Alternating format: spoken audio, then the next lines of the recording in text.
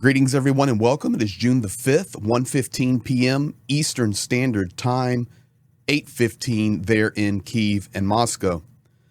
Today, I'm going to show you a video that actually came out last night, and it's President Zelenskyy meeting with a roundtable of Ukrainian press corps. They're very young, and they're disseminating information throughout Ukraine about the Russian propositions. They're going through it. They're able to ask Zelenskyy questions.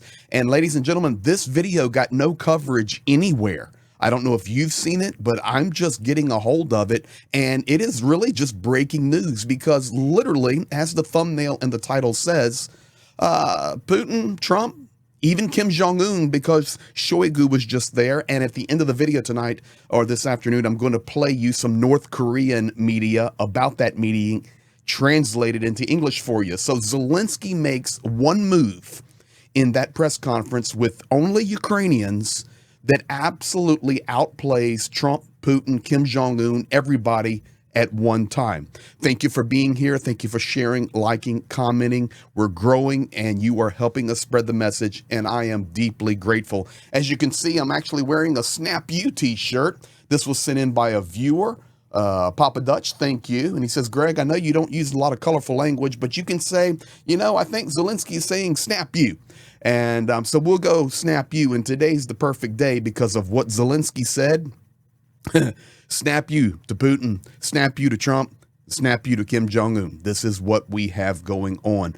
Here we go, guys. Let's jump right into it. First of all, Zelenskyy in this meeting, he's there. It happened last night. They're having this proposal meeting going on. He's sitting around a table with about 30 young Ukrainian reporters, and they are together. Can you imagine this? Together, working through Russian proposals, the words, the verbiage. He's explaining it to them so that they can then go out and explain it to the rest of the Ukrainians. That's how the media should work. Isn't that interesting? But where's the big 10D chess move? Where does he outplay them? Let's go to video clip 1, where Zelenskyy puts a ceasefire right back into Putin and Trump's lap.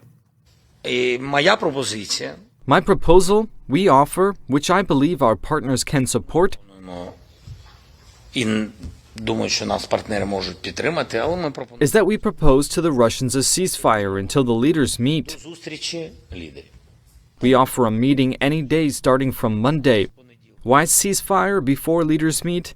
Because we can meet, and if there is no mutual understanding, if there is not desire for de-escalation, if there is no desire and vision how to put an end to it, then the ceasefire will be over the same day. It can be initiated unilaterally by the Russians. Please feel free to do so. The very end statement there, he says, in English, good luck. Now, why is this so powerful? Because yesterday, President Donald Trump actually did Peskov's job. He was the press secretary for Vladimir Putin when he released to the world that a big attack was coming against Ukraine in response to the Operation Spiderweb and others. He was basically Putin's press secretary, and then they go on how they're going to work together with Ukraine. So this is a brilliant move on Zelensky's part, saying, hey, we can still have a ceasefire. Let's do it. Have a leaders meeting. In fact, I invite Russia. You can be the ones. You unilaterally propose a ceasefire, and we'll do it. And then he says, good luck. So he then continues to work through the document, and he finds a section where Ukraine is accused of being Nazis and utilizing private military groups. And he's just reading it to the reporters sitting around, and he analyzes it. It's so good, guys. So good.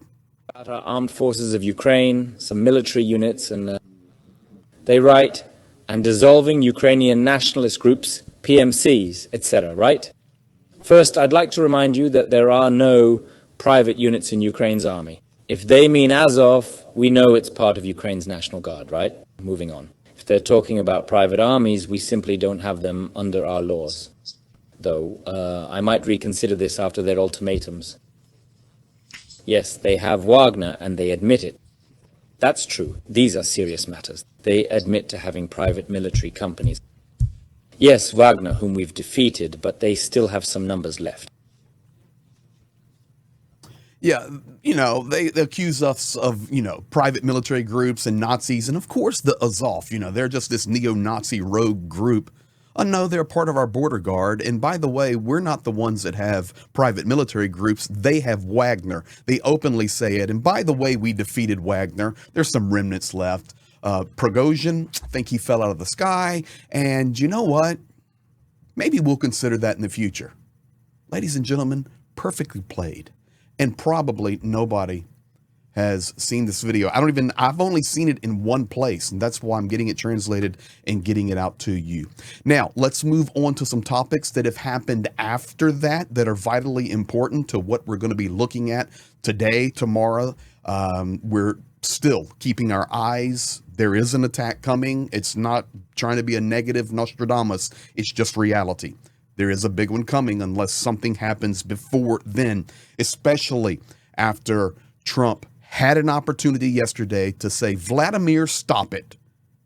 He didn't. He just reported in a very Peskov-like manner that it's going to happen. So what is happening in Ukraine right now, we have to pay special attention to. Zelenskyy on Kherson. Zelenskyy here calls out Donald Trump, period. 100% put it in the bank.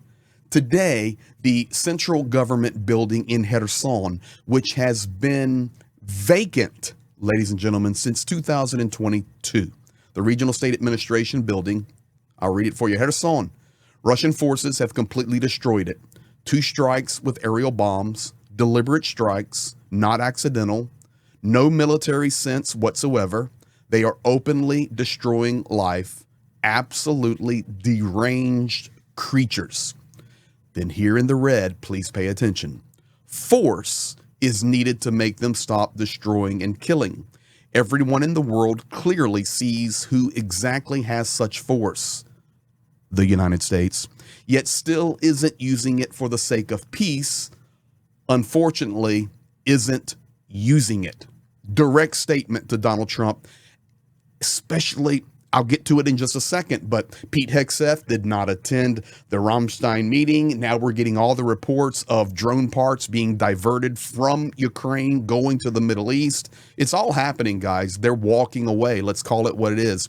I think everyone in the world who is helping change that and bring real security closer for our people. I can also show you, this is the building in Kherson. I have been there, Zhenya. We've been there dozens and dozens of times. In fact, I'll go in and go to Google Maps here, and you can see this is the city of Kherson.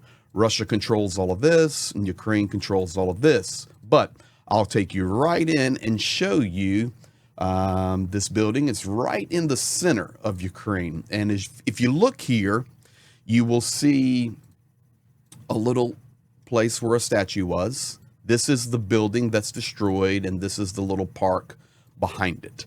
In fact, let me just show you this. This is some video. Look for the statue there. You'll see it. This is what Russia did today. And once again, I remind you, the building's been vacant since 2022. I personally can attest to that. Boarded up, sealed up, nobody underneath it hiding, no military control, they're hiding, vacant. And this is what they did. See the statue place on the left there? And there's the glide bomb coming in. So that's what we have on the destruction of that building. That's actually drone footage from the Russians. And they're just proud of it. That just gives you a little look, a sense there of what's happening. And the reality of it that the world is ignoring. Now, if I go back to this image, I can actually just take this off, and really cool that they still have street view turned on here, which is actually rare. So I take you to the street view, you can see, here it is. This is the building. This is where the flag was. This is the building that is now, looks like this. So just want you to be able to see it. And if you look around, you can see this was the building with the 4 columns. That says Kinoteatr Ukraina. It's a movie theater. And this is Kherson, guys. If you want to see how beautiful Kherson was, look at this. Ukrainian flags flying everywhere. And you understand now why this is unbelievable what is happening. And led by Donald Trump, who's called out today by Zelenskyy, Putin called out in a move, just ignoring this. And it's unacceptable. And that's not it, ladies and gentlemen. Zelenskyy also put out one more message. He said tonight I couldn't even show you all the pictures because it's bad. But tonight, Russia struck Pryluky is the name of it. Pryluky, which is in the Chernihiv region, which is up north of Kyiv, with 6 strike drones. And this is a very sad story. And this is why Zelenskyy is going to continue to call out those that can make a difference, Donald Trump and the United States, which right now are not. The rescue operation continued all night. Unfortunately, there are wounded and dead.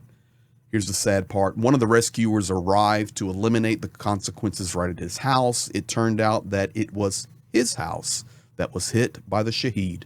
Unfortunately, his wife, daughter, and 1-year-old grandson were killed. And this is the 632nd child killed during the full-scale war.